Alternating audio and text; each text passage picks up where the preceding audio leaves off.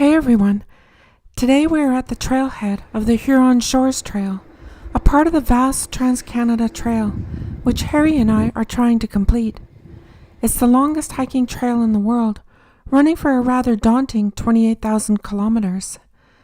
Today's route, the Huron Shores Trail, begins on the outskirts of Sudbury, Ontario, right next to the Trans-Canada Highway.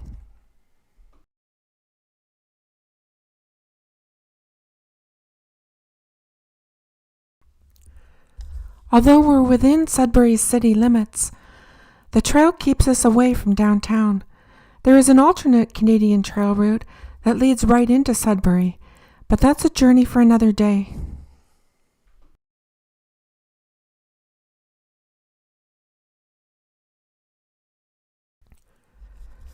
Navigating our way to the trailhead was a little tricky. We initially missed the parking lot indicated on the online map because the sign says this is a snowplow turnaround, and we were looking for a parking lot.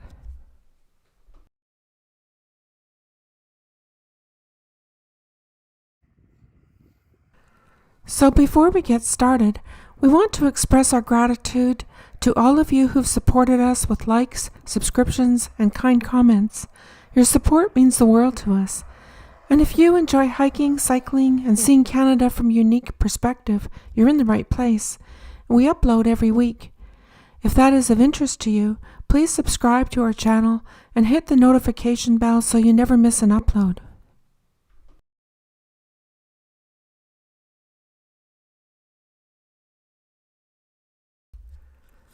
Okay, let's dive into today's journey. Our trail begins at this quaint snowplow turnaround on Southview Drive, with a forest on one side and cars and trucks barreling down the little road. And hey, if you're feeling brave, why not bring your horse? Though between you and me, it might not be the safest idea, at least not at this time of day, with all these cars zooming by.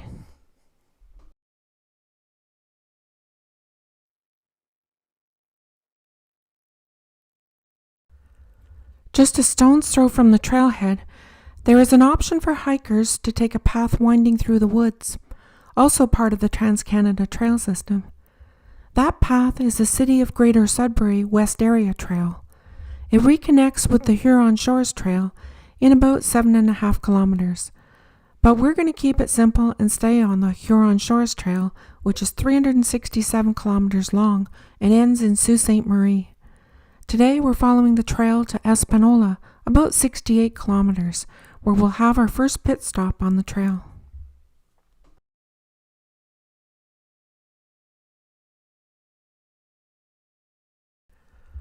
Our journey kicks off on Southview Road, heading west. First, we cross the bustling Trans-Canada Highway. Once across, Southview Drive offers a peaceful parallel to the highway, offering intermittent views of Sudbury and its iconic landmarks. Zigzagging our way to Old Sioux Road, we catch glimpses of Sudbury's chimneys, including the towering Inco Superstack. With a height of 381 meters, it's the tallest chimney in Canada.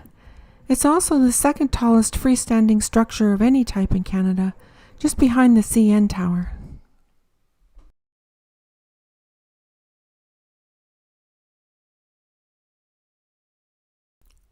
Further, on Cantola Road, a roadworks sign warns us that the road was closed.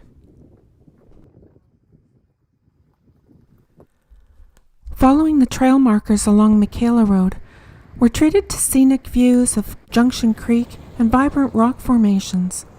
Soon we find ourselves in the neighborhood of Lively on Patricia Street, where the Huron Shores Trail converges with the City of Greater Sudbury West Area Trail. That was the trail we saw at the snowplow parking lot where we started from. Upon reaching the town of Lively, I loved the town's penchant for lively named businesses. From the Lively Laundromat and Car Wash to the Lively Golf Club, Motel, and Lively Public Library, it seemed like the town was living up to its name in every way possible.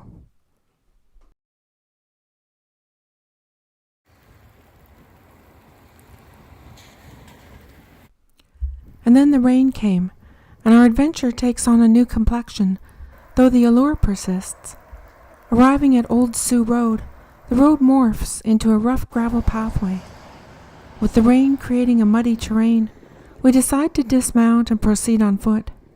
Undaunted, we trudge forward along the muddy path, marching through communities such as Naughton and Whitefish.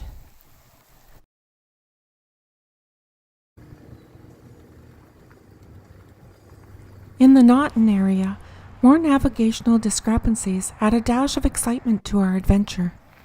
It seems the signs on the ground had a mind of their own, completely contradicting the map. Opting to trust what we could see directly, we followed the ground signs. These signs led us along a paved path bordering Simon Lake and weaving through a residential area, departing from the muddy trail the map takes us on. The trails joined up after about 2 kilometers.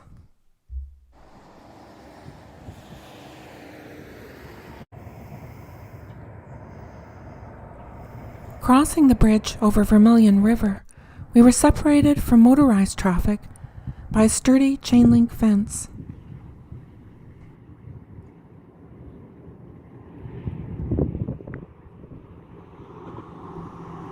Just beyond the bridge, a turnoff led us to Centennial Park, which has a campground, though it was still closed for the season.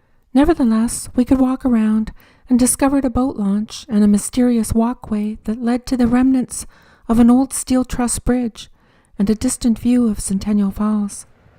We also stumbled upon a sizable flat rock, perfect for a makeshift picnic table.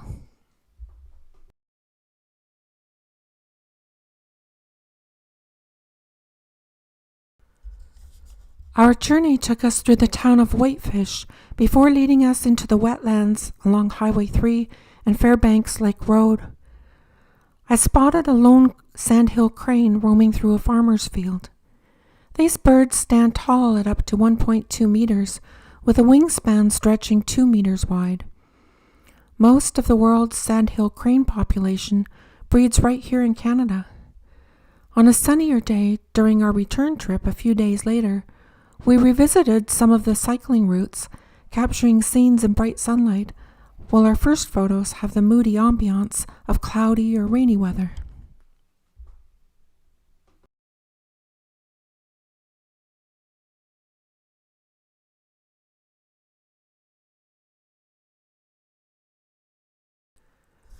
As we cycled along Spanish River Road, we enjoyed the views of the Spanish River and the sight of beautiful farms with horses strolling in their fields.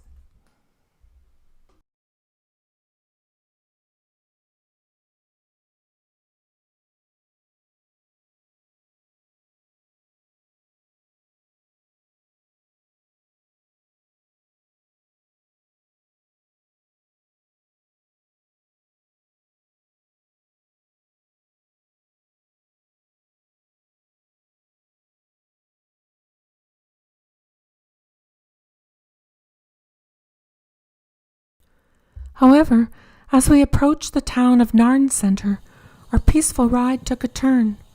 The roads became congested, forcing us to navigate through the traffic alongside sizable vehicles.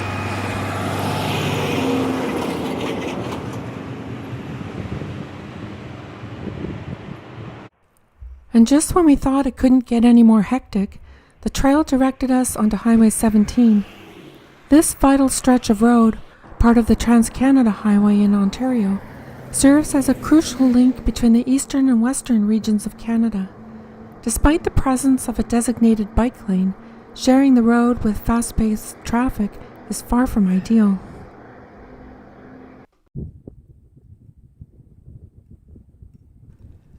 It was a relief to reach quieter Jacqueline Road, which is rural and wooded, with interesting remnants of the past and a crossing over the Huron Central Railway, which is owned by Genesee and Wyoming, a railway freight company.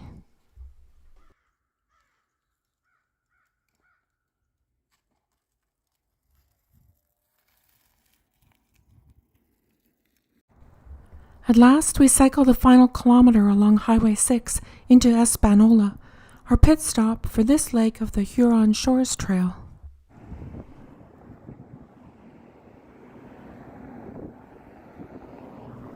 We hope you have enjoyed this glimpse into Canada, and we wish you the best in your own adventures. And we hope to see you all again very soon.